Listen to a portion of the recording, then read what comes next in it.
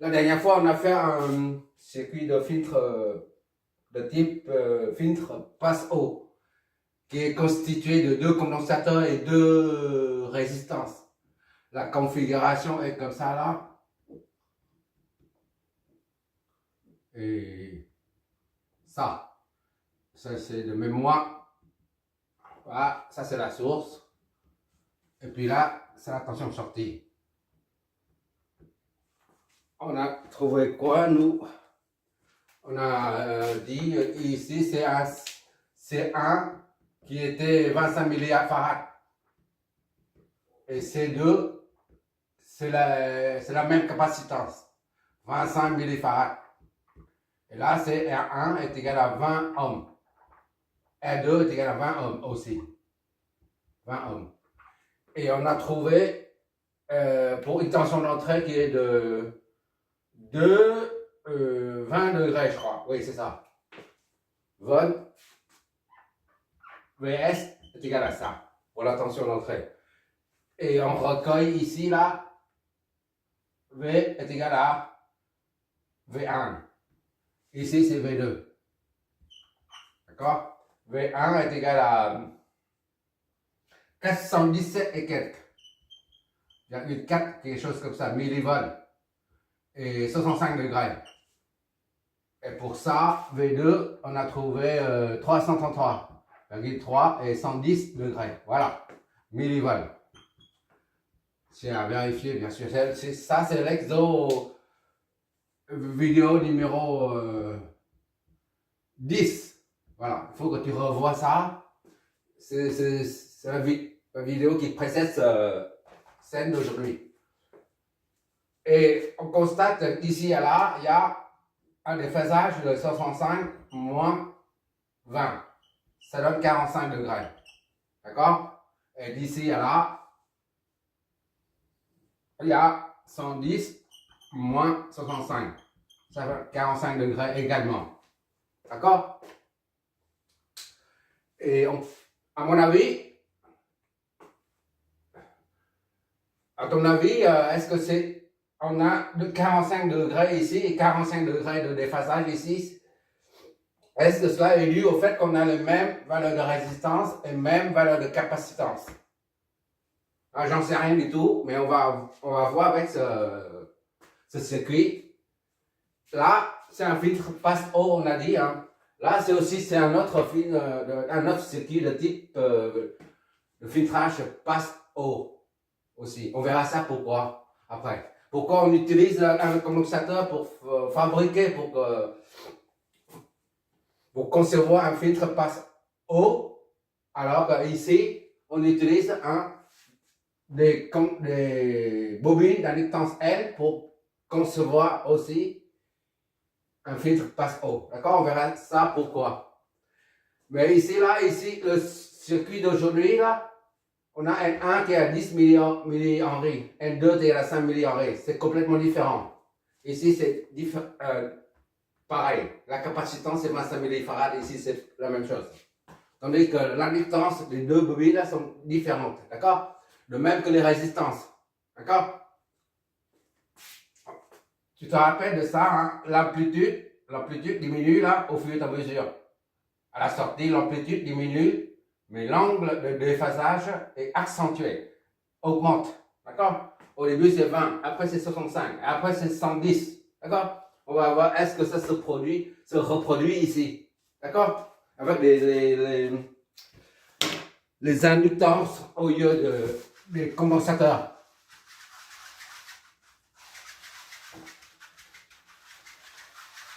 On va faire cet exo comme la dernière fois. Lorsqu'il s'agit d'un circuit à courant alternatif de type cosinus-soïdal ou sinus-soïdal, dépendant de la variable T, dépendant du temps, il faut amener tous les paramètres du circuit au domaine fréquentiel. Et on analyse le circuit dans le domaine fréquentiel. D'accord? Et après, on ramène le résultat, les solutions dans le domaine fréquentiel au domaine temporel. C'est comme d'habitude, c'est comme ça.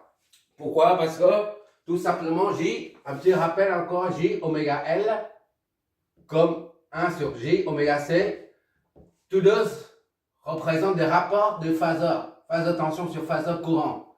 Ici, idem. D'accord? Phaseur tension sur phaseur courant. Voilà. Et qui dit phaseur dit la présence implicite de J oméga T, c'est-à-dire la fréquence. D'accord? D'ailleurs, ici, on voit là la fréquence. Pulsation, c'est-à-dire la fréquence. Idem ici. D'accord? La fréquence. Quand on convertit tout ça quand on a des réactances et avec des nombres complexes, ça signifie qu'on est au domaine fréquentiel. C'est-à-dire aussi, ça signifie aussi qu'il s'agit des phaseurs. Bon, on y va pour... Il s'agit de déterminer Vn1t et Vn2t ainsi que le déphasage. On amène le premier paramètre, il y a 5, 1, 2, 3, 4, 5. D'accord? Le premier paramètre, Vst, c'est dans le domaine temporel parce qu'il y a la variable t.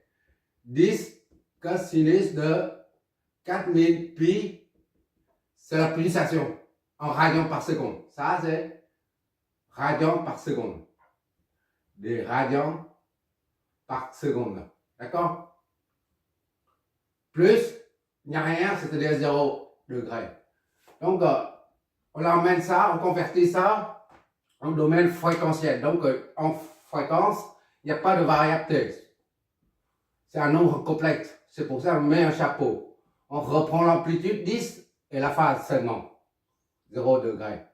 C'est en vol. Ça, c'est le premier paramètre du domaine dans le domaine fréquentiel. D'accord? Le deuxième paramètre, c'est N1. Xn1. Xn1. J oméga N1. D'accord? Soit J oméga N1 fois J. C'est-à-dire oméga, c'est 4000 pi. D'accord? N1, c'est 10 puissance moins 3. D'accord? A fois J est égal à combien ça? 10, 40 pi. D'accord? 3 fois 0 là, et ça fait 1. 4 fois 10, ça fait 40. 40 pi, J. Or, J est égal à 1,90 ou tout simplement 90. Comme si on écrit 1 fois x est égal à x. Sous-entendu, il y a un 1 ici. D'accord? Bon. Donc, x n1 est égal à 40 pi et 90 ohms.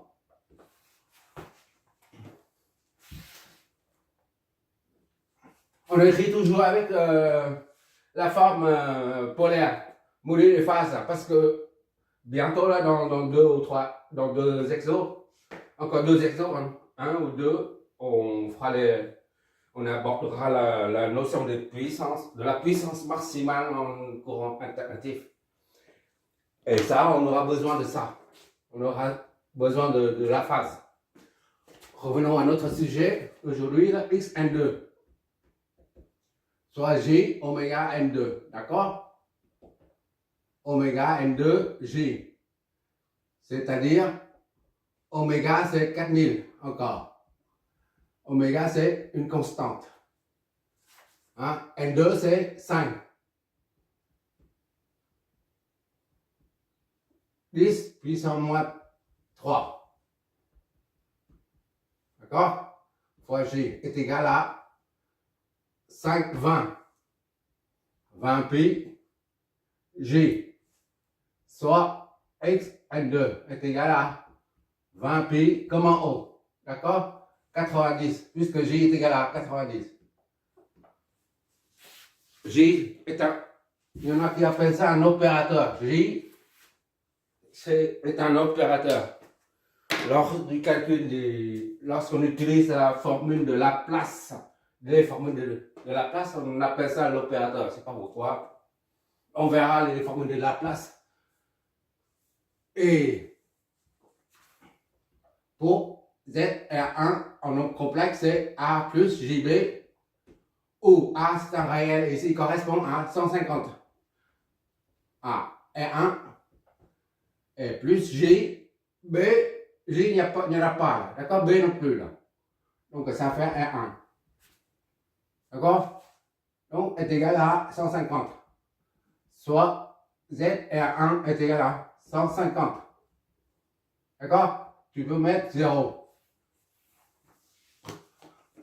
Pourquoi? Parce que là, c'est l'axe des réels, l'axe des imaginaires. D'accord? L'opération. 150, 0, c'est-à-dire ici, il n'y a pas de 150. L'angle est nul. Ça signifie qu'il n'y a que la partie réelle, il n'y a pas de partie imaginaire.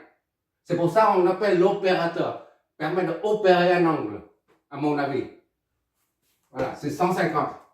150, 0 degré. Ça ne peut pas être plus clair, je crois, pour l'opérateur J.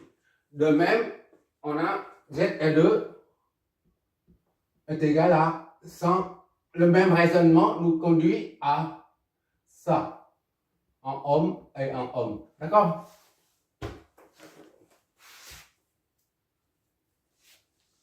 Voilà. Et maintenant, on a tous les paramètres du circuit là qui sont maintenant convertis en domaine fréquentiel. Il ne reste plus qu'à appliquer le pont de diviseur et le pont du diviseur de tension pour en déduire Vn1 et Vn2. Alors, il faut faire très attention au niveau des ponts diviseurs de tension. D'accord? Parce qu'il y a les séries, après les séries en parallèle, tout ça. Moi, je te recommande, ce que je fais d'habitude, c'est de partir de la tension de sortie de la droite vers la gauche. On part comme ça, pour calculer un pont. C'est comme ça que je fais, je commets rarement des erreurs. Bon, pont, diviseur de tension, d'accord? Entraîne. Alors, on parle ici, là, Z, B, C, D. Pour calculer, il faut trouver déjà les impédances. Et après, on utilise les rapports des impédances pour en déduire les tensions, d'accord? Z, B, C, D. B, C, D est égal à ça plus ça. Z, R2, d'accord? Plus X, R2. Ce sont des nombres complexes. D'accord? Puisqu'on a mis ici le chapeau, tout ça, il faut des chapeaux. Z, R2, c'est 100. D'accord? X, N2, c'est 20 pi, 20 pi et 90. Voilà. Bon. On utilise la calculatrice. C'est pas la peine de décomposer ça en nombre complexe. D'accord? Si tu veux décomposer ça en nombre complexe, par exemple. Ça, c'est clair et net. Ça, c'est 100 plus 0J. J, là. D'accord? Ça fait 100.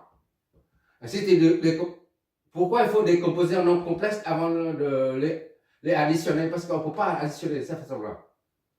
D'accord? Et ça, si tu décomposes en nombre complexe, ça te donne 20 pi là, fois cosinus 90 plus j sinus 90. Tout simplement. D'accord? Et ça fait, tu calcules. Après, tu calcules. Mais comme on utilise, on est en 2024, donc on utilise la calculatrice tout simplement. Sinon, on n'est jamais sorti au fait. Ça donne ZC BCD est égal à. On va faire ça avec la calculatrice. Voilà. Et tu regardes pas toi-même. Ça donne ça. On va convertir ça en module de phase. 118 la phase, c'est 32 et quelques. D'accord? Donc, ça fait 118.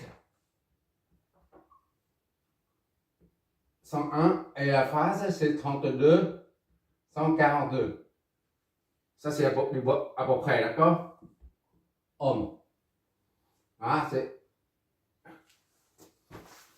118, 101 et 32, 142. OK.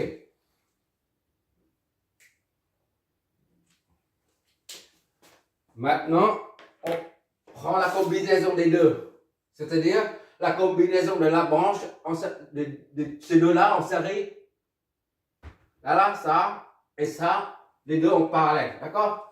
On appelle ça BD parallèle. Parce que BD, ça représente seulement l'inductance N1, XN1. On appelle donc ZBD parallèle. BD parallèle. D'accord? Est égal à ça, XN1, dans le complexe, bien sûr, qui est en parallèle avec la combinaison des deux, là, BCD. Ce qu'on vient de trouver là. Z, B, C, D. D'accord? Et ça est égal à le produit sur somme. Sur somme. Voilà. Et qu'est-ce que ça nous donne? Z, B, D en parallèle est égal à XN1. C'est 40 pi 90. 90. D'accord? Fois Z, B, C, D. C'est le résultat précédent. 32, 142. D'accord? Et tout ça divisé par la somme.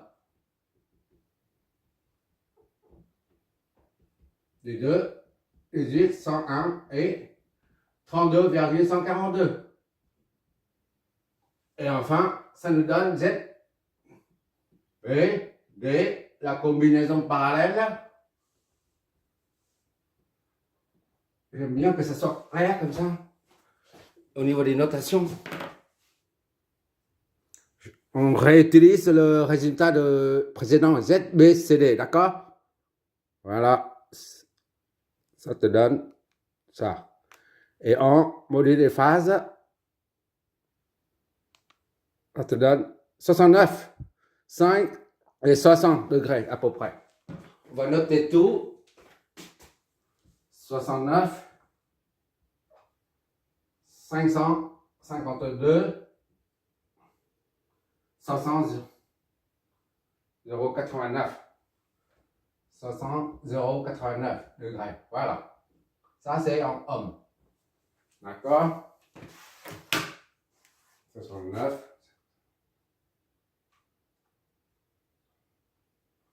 OK. Là, on vient de calculer ça.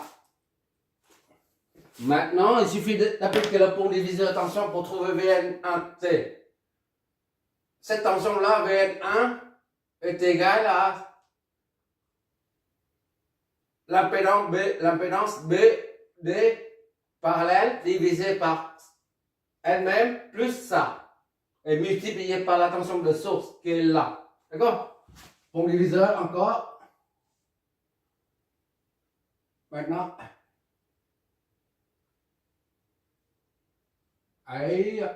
V.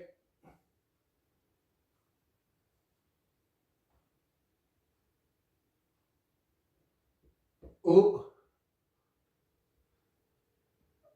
Vn1 est égal à ZBO parallèle, BD parallèle, divisé par ZBD parallèle, d'accord, plus Z1, d'accord. Tout ça, j'ai mis ça au lieu de mettre 1, puisqu'on est en fréquentiel. Tout ça multiplié par VS. En fréquentiel, toujours, d'accord. Et ça donne quoi? Ça donne BD parallèle, c'est 69. 500,89, voilà, divisé par la même chose,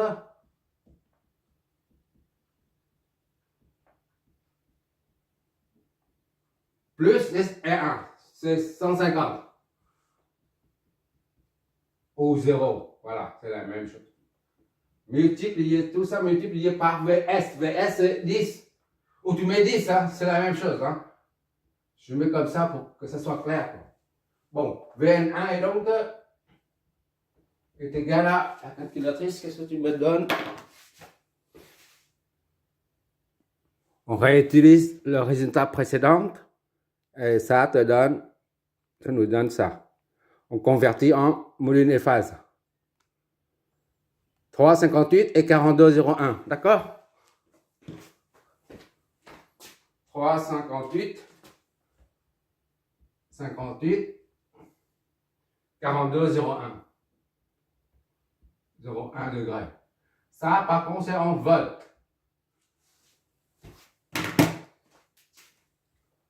Voilà. Là, on a VN1. Maintenant, VN2.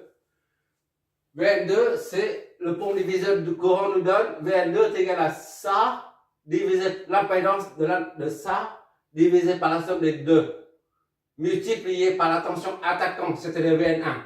D'accord? VN2 en fréquentiel toujours, pas de variabilité. D'accord? Est égal à XN2. N2 divisé par x N2. Je ne sais pas si tu vois toujours. Ok, on voit toujours. N2 sur x N2 plus ZR2. ZR2. Tout ça multiplié par VN1, qui est la tension attaquante. Soit VN2 est égal à XN2, c'est combien? 20 pi 90. Pi 90. D'accord? XN2, c'est 20 pi 90. Divisé par 20 pi 90. D'accord? Plus ZR2. ZR2, c'est 100. Et 0. Tout ça multiplié par VN1. Multiplié par 3,58 et 42,01 degrés. D'accord? Et ça nous donne VN2. Voilà. Qu'est-ce que ça nous donne? On réutilise le résultat précédent comme d'habitude. Voilà. Vu. Ça nous donne ça. Et maintenant, on convertit en modules et phases. 1,905 et 99, et quelques. 905 et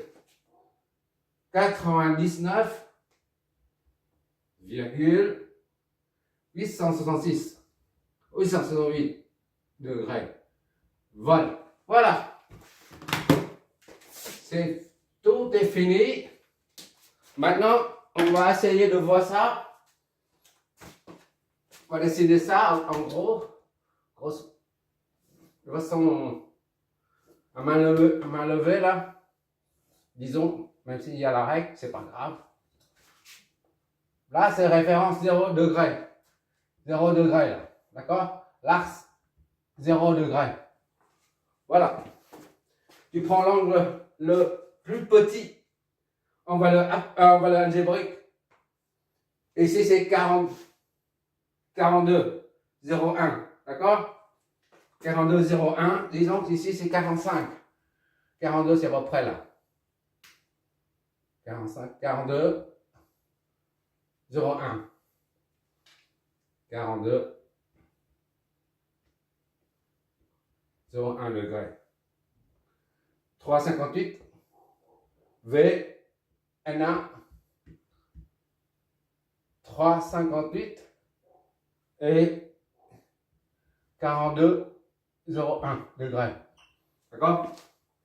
Et après, l'angle un peu plus grand, c'est 99. Disons que c'est 100 à peu près. D'accord? 90, donc le 100 c'est à peu près là. Voilà. 19, c'est VN2. VN2, qui est 1, 905 et 99,868 degrés. Voilà. Maintenant, on fait la soustraction des deux. 99,868 degrés moins. D'accord? 42,01. Voilà. 99,868 moins 42,01. Ça donne 57 et quelques. D'accord? 57,858 degrés. D'ici à là, c'est 57,858 degrés. Donc, par rapport à l'exercice précédent qu'on a fait dans la vidéo 10, on a trouvé V1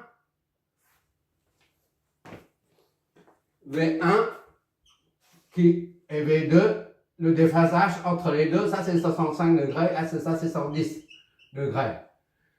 D'accord? Et ça c'est 20 degrés. Tu te rappelles? Donc, d'ici et là, il y a 45 degrés. D'ici et là, il y a 45 degrés. D'accord? 45 degrés. Là, d'ici et là, tu n'as pas 45. Tu as 42. Et d'ici, ça correspond à ça. Supposons que tu as la tension de source, VS, la VS à 0, c'est pas supposé. Mais VS, c'est à 0. 10, 0. 10. Voilà. 10, 0. VS qui est là. 10, 0. D'accord? Voilà, VS est là. 10, 0. De là à là, il y a 42,01 degrés. C'est pas 45. Or, pour l'exode,